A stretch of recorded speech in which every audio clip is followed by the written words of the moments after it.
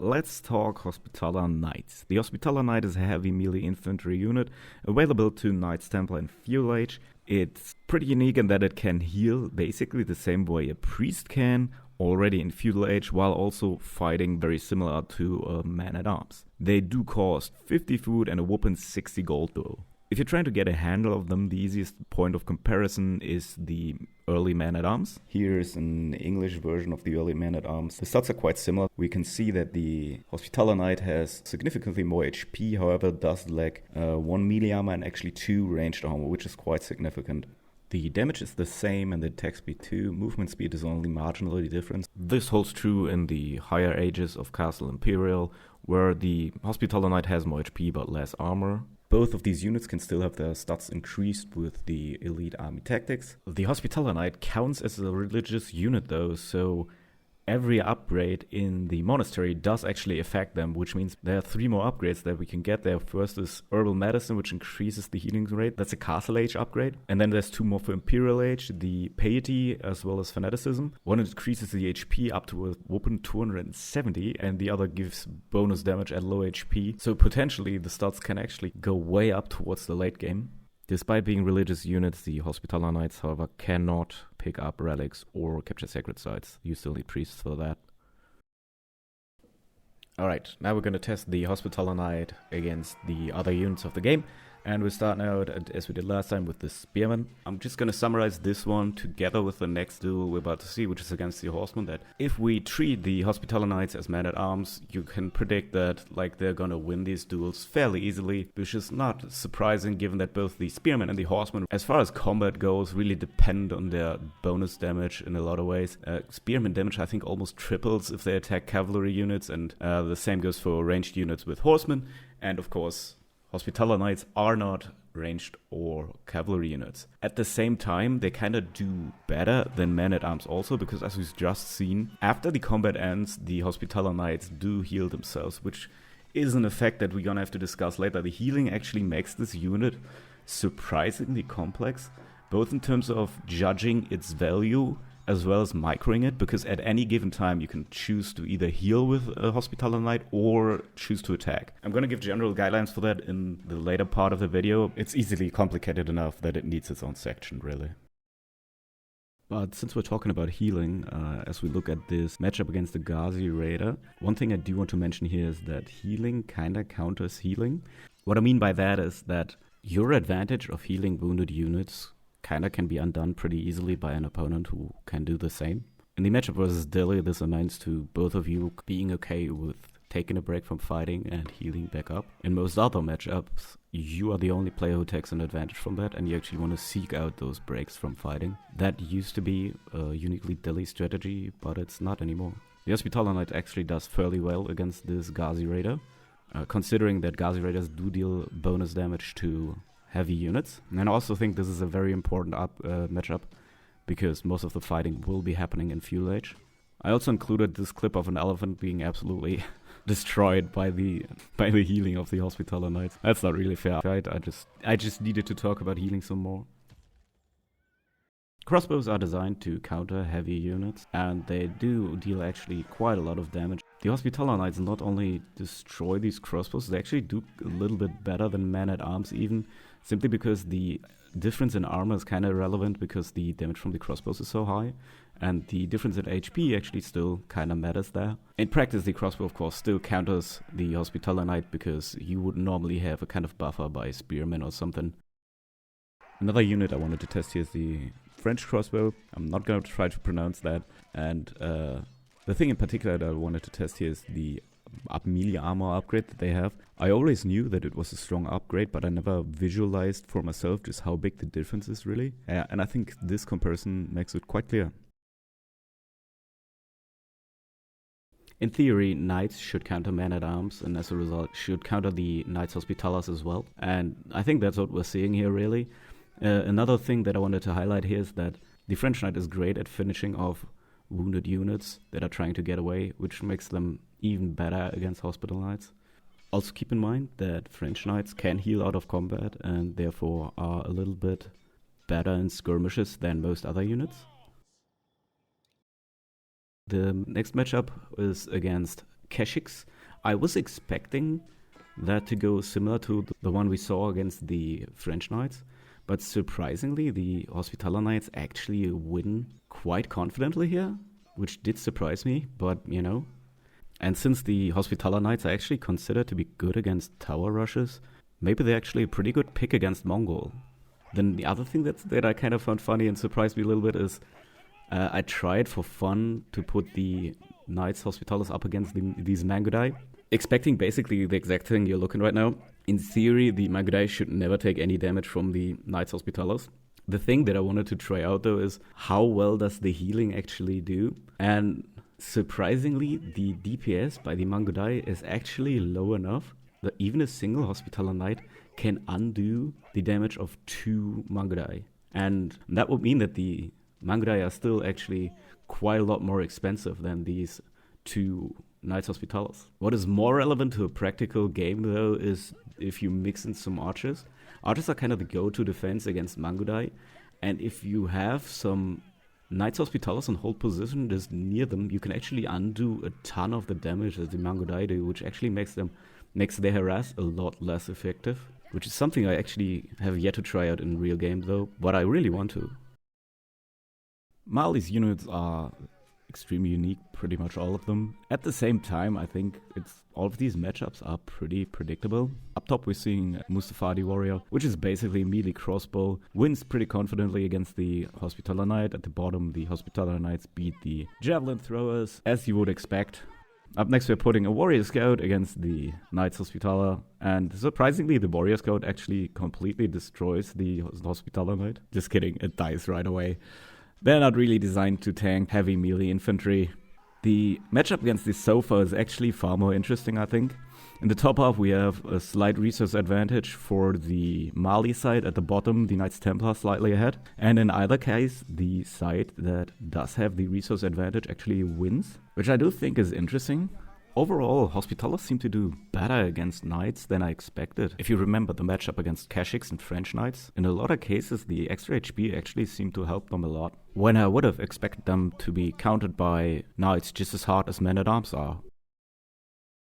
We're gonna have a real quick look at some Chinese new units here. We are watching the sped up footage of the Hospitaller Knight fighting a Palace Guard. Palace Guard actually has the Ming Dynasty bonus, which I didn't mean to have on for this, but I accidentally did. Also was supposed to be a clip here of the Hospitaller Knights fighting Zhugnu, but that footage got corrupted. My Xbox Game Pass trial ran out, so I can't play against myself anymore. The point is, the Hospitaller Knights kind of got destroyed by the high DPS of the Zhugnu that's especially effective against low-ranged armor targets, and since the Hospitaller Knights are low on ranged armor, they did not do well against this. Now, siege weapons are actually kind of an interesting case here for the Hospitaller Knights. I think they do better here than one might expect. Compared to Man-at-Arms, the Hospitaller Knights in Castle Age actually tank 1 extra shot from a Springald before they die, which doesn't sound like a lot, but I think it's quite significant given the slow attack speed of a Springald, and just getting off 1 or 2 extra auto attacks on the Springald can actually make a huge difference, I think. I have also included a clip here for Mangonels, but really they don't counter Man-at-Arms or Hospitaller Knights. What I wanted to point out though with this clip is that oftentimes when I'm in a game I kind of stumble onto the fact that my opponent has siege by just walking my army into range and being shot at, and being like, oh crap, and pulling back immediately, because I can. Siege weapons are slow, but I've already taken damage. So, you know, against siege weapons in general, pulling back is possible and easy. And with Hospitaller Knights, those pullbacks are actually kind of fine. Compared to Man-at-Arms, you can just pull out a range and heal up much more easily. So I think on the whole, Hospitaller Knights are actually better against siege than Man-at-Arms are. So for this next section, we're actually going to watch a feudal Man-at-Arms against a feudal age Hospitaller Knight, and I dare you to try and call who's gonna win this. It's very likely you're gonna be wrong. Leave a comment if you predicted this correctly. You won't, because it's actually somewhat surprising in the end. It's also kind of misleading, because we're about to see a duel here that's very close, and that kind of suggests that these units have a similar value. And on the one hand, that's obviously true. Like, that's what we're going to see here. On the other hand, it's kind of misleading because, as we just said, the raw fighting strength is not the only thing that makes the Hospitaller Knight what it is. The out-of-combat healing makes it better. But there's also a subtle thing here in terms of these stats that make the Hospitaller Knights quite a lot worse at the same time. And this is what we're going to look at in this section. We're seeing the Hospitaller Knights fighting the archers here, and at the bottom it's roughly the same in terms of resources, and even there the Hospitaller Knights do win, so you think, well, that's normal, what you would expect based on the performance of man-at-arms. But in practice, the armor difference is significant. Like, the ranged armor is so much lower for Hospitaller Knights compared to man-at-arms. Math-wise, archers deal 5 damage, and the man-at-arms reduce it by 3, so archers only deal 2 damage to them. Whereas Hospitaller Knights only have 1 ranged armor, meaning they take 4 damage a shot. That's double the damage they take from archers. You need 60 archers in Feudal Age to one-shot a man-at-arms. You only need 35 to one-shot a Hospitaller Knight. And that's why I wanted to include these 2 clips of man-at-arms and Hospitallers fighting these archers. There are 2 additional archers up against these 3 man-at-arms, and the man-at-arms do still win. If you put the Hospitallers up, even against just 8 archers, they lose quite hard. And this even all excludes micro, which actually arguably hurts the Hospitallers more than the man-at-arms. And you might think that I'm exaggerating this effect, but I don't really think I am, because, like, let's discuss the next thing. It's kind of an elephant in the room, or a huge asterisk at the end of this unit that I only found out about in the making of this video. Knights Hospitaller pickrate among pro players. In the making of this video, I decided I would have a chapter dedicated just to how to micro the Hospitaller Knights, because at any given time you can, like, try to, pull more units out of combat or try to do in-combat healing while risking your own life. So I wanted to look at high-level players.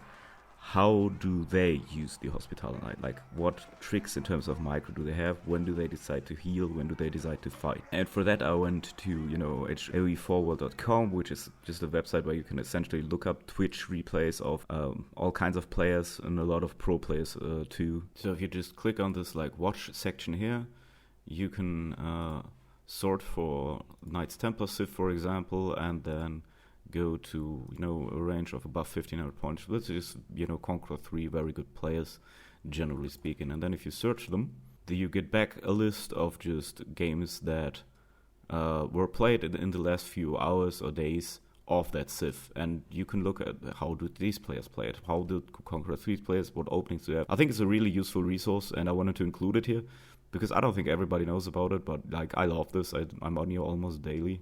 It's free to use, by the way, so I'm not sponsored or anything. It's just a great resource for when you're, like, looking up build orders and whatnot. And you will know that these are high-level players because their matchmaking rating is tracked on the website as well. So with this tool, I wanted to look at, like, a dozen or so replays and just find one where the pro player happens to pick the Hospitaller Knights, and I wanted to look at how do they do it. And I couldn't find one. And the first dozen or so replays, basically everyone picked the Kingdom of France, so the Chevalier Knights, rather than any of the other units. There was, like, 1 sergeant in there, and I was like, okay, that's unfortunate. And so I kept looking, and after, like, 3 or so dozen replays looked at, I could not find a single instance of the Hospitaller Knights being picked. And I was getting a little bit frustrated, but also, like, surprised. I did not expect the pick rate to be that low, but I also knew, like, eventually I would have to find one. So I just started taking notes, both to, like, not look at the same replay twice, but also to, keep track of how many games that I looked at. And I ended up looking at about 105 total replays, a little more because of some disconnects that I excluded. And here's the breakdown by Commanderie. 69% Kingdom of France, 26% for sergeants, and a little less than 5%, there's a little rounding error, for the Knights Hospitallers. And actually I was kind of relieved to have found these games at all, because now I could actually look at them and see how pro players used, but it kind of got a little worse from there. Because the way it would go is that I would look at the pro player picking the Knights Hospitallers in the game as a Commanderie, usually against the Knight Civ, then watch them, build a barracks, and be going, okay, now we're gonna see Hospitaller Knights, and they would put spears to defend against the Knights, and then more spears, and maybe add a second barracks, and produce even more spears, and then they would hit Castle Age, add some other unit, probably like Templar Brothers, and then end the game without having built even one Hospitaller Knight. Out of the 5 games that I found, this actually happened 3 times. So even the 5% we saw is kind of an exaggeration of the amount of Hospitaller Knights that are actually being played at the highest level. This means they only picked the Commanderie for the passive bonus in order to have it protect their villages, not actually build any of the units, just as a defensive measure to help go in Castle Age. Even those that did pick the units kinda did it with this welcome to Jackass kind of energy, where they would announce that they were about to do something painful and then did it anyway. I'm gonna try something very stupid. The overall sense I got was that all the high-level players seem to think that this is a terrible idea. And I began to ask myself, do pro players think that Hospitaller Knights are just straight up unpickable? So I just decided to ask them. Are Hospitaller Knights really so bad that they are unpickable? Hospitaller Knights, like... They're like really... I mean, they're like bad men-at-arms, basically, eh? Basically. Like, 1 range armor, 2 melee armor. They can heal, but in the age of archers, 1 range armor for a men-at-arms just ain't gonna cut it. It's not really that hospitallers are super bad, it's just coffers are really good. So you always want to play the French Commanderie most of the time. Hospitalier Knights? I mean, yes, they kinda... It's hard, yeah. Surely they playable, but yeah. I asked a couple of other pro players too, and their opinion was kind of the same. None of them seemed at all surprised that I couldn't find any games with Hospitaller Knights in them. At the same time, almost all of them pulled back from calling them straight up unpickable.